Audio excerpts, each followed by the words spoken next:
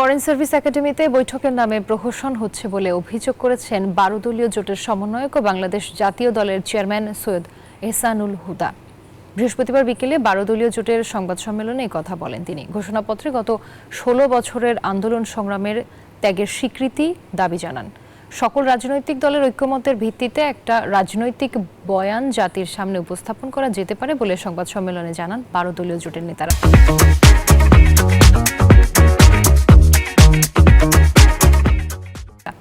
তারা জানান, জুলাই আগস্টে ছাত্র জনতার অভ্যুত্থানের ঘোষণাপত্র নিয়ে ধূম্রজাল ও অস্পষ্টতা সৃষ্টি হয়েছে। এতে অন্তর্বর্তীকালীন সরকার দায়িত্ব পালনে নিরপেক্ষতা ও গ্রহণযোগ্যতা হারাচ্ছে বলেও অভিযোগ করেন তারা।